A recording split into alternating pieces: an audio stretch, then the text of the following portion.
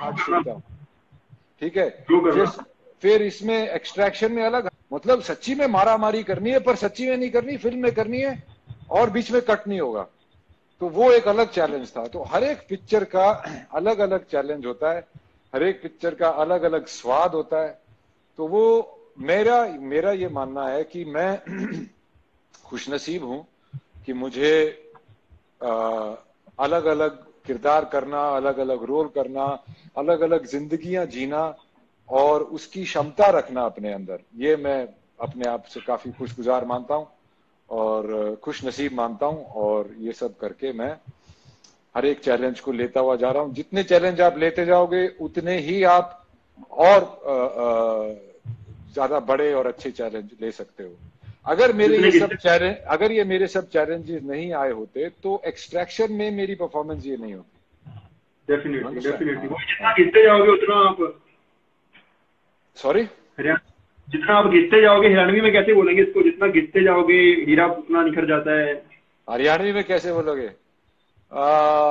बोला भाई अक्कल ना बादाम खाने से नहीं आती, ठोकर खाने से आती है। जितना घिसोगे उतना चमकोगे। सही है, सही है, सही है, सही है।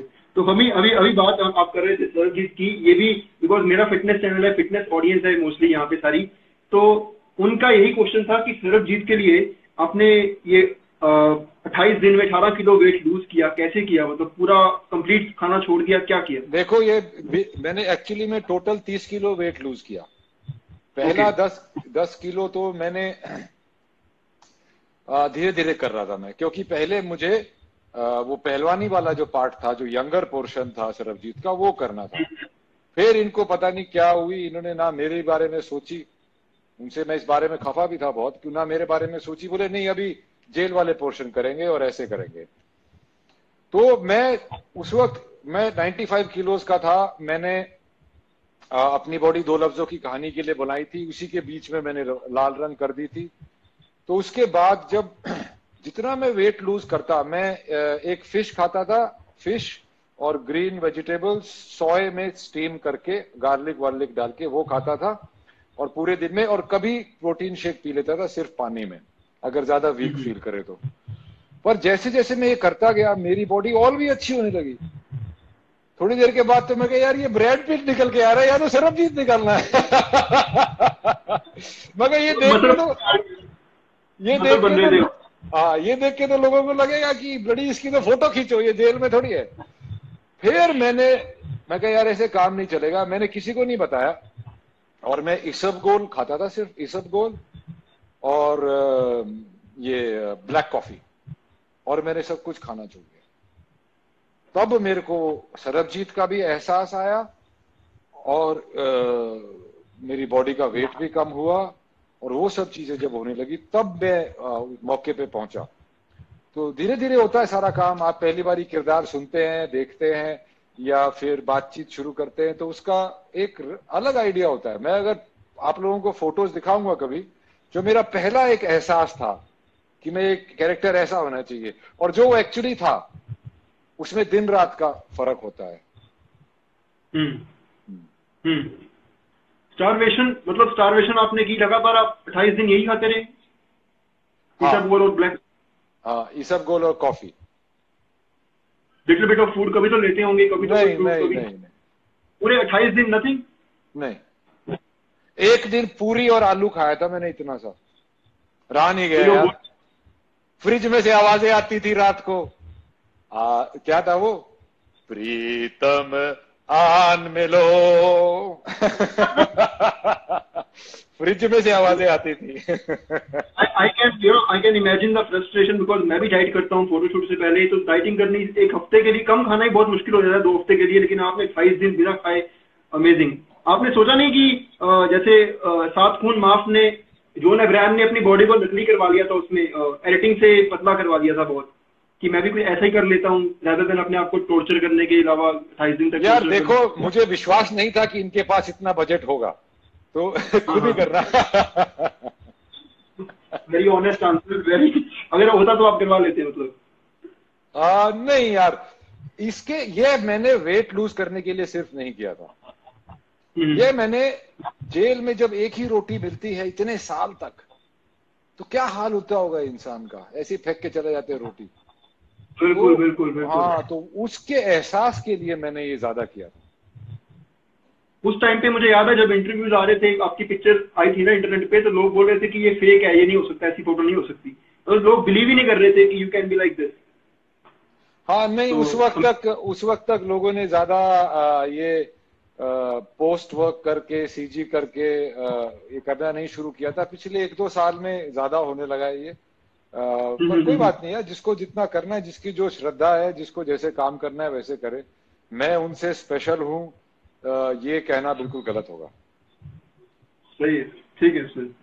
Okay, so next is most memorable movie for you in your career. Most memorable. Most memorable, I know it can be hard to choose. Most memorable would be D was very good, D was very memorable. उसको बनाने में भी 1.5 साल लगा था। Risk में मैंने 1-1.5 साल लगाया था, जिसमें मैं दया नायक के साथ घूमता था, पुलिस वाले की। मैंने सारी पुलिस की कोई भी रैंक प्ले करना कभी भी लाइफ में, वो ट्रेनिंग मैंने रिस्क में कर दी थी। मेमोरेबल तो ये रहा मेरे ख्याल से सारागढ़ी, जो कि पिक्चर बनी नहीं, वो मेरे ख्याल से मेरे लिए सबसे मेमोरेबल है। वो आपको बहुत कुछ सिखा गई, वो आपको बहुत कुछ सिखा गई, और गई। उसके साथ इतना टाइम बिताया ना। मैं वाकई में तुम लोगों का हवलदार था यार, मेरे को तुम लोग को देख के वैसे ही फील होता था। डेफिनेटली हम भी वैसे ही मानते थे कि उस्ताद जी ने बोला खाना कम खाओ कि फील आएगी कि भूखे सोल्जर है, हम खाना कम खाते थे सेट पे, फेस पे दिखे कि बंदा। सारे तो नहीं करते थे, तुम हरामी भी थे, तुम में से काफी चीटर भी थे। मुझे पता था कौन कितना कितनी श्रद्धा से कर रहा है, पर कोई है ना, अब मुझे तो पलटल चलानी थी। अब एक एक से जैसे नुक्स निकालने लगे तो काम नहीं चलता। सबकी पीठ पे थोड़ा थपथपाया, हाँ थोड़ा कम कर रहा है, हाँ थोड़ा सा कम और खाया, और कम खा। शायद डी आपकी मेमोरेबल इसलिए भी होगी because that was your first lead role I think.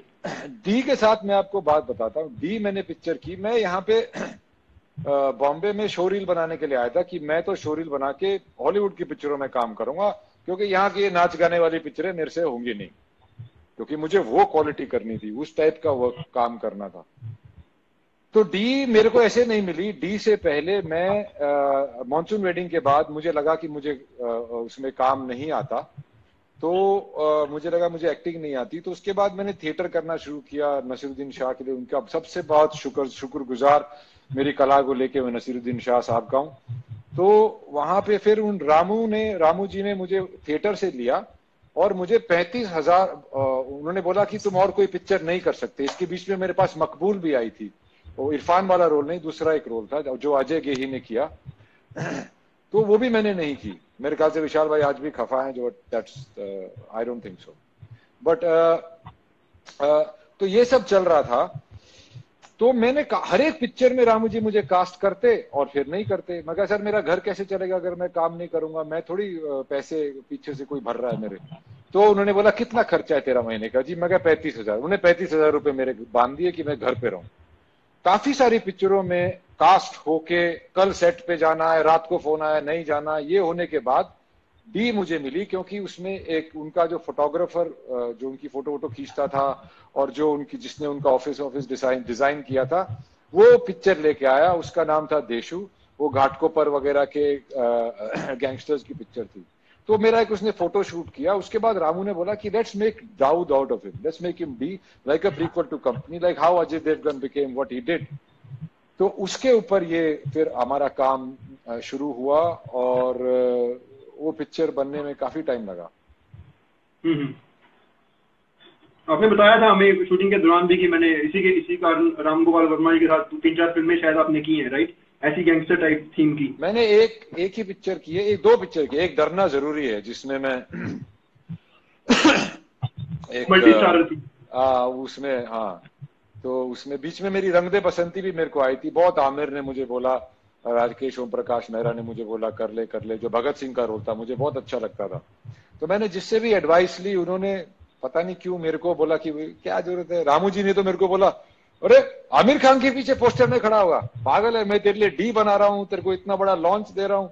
तो मैं जाटू लड़का वहां पे बॉम्बे में, मेरा थोड़ी सी हवा मारने की जरूरत है, चढ़ गया।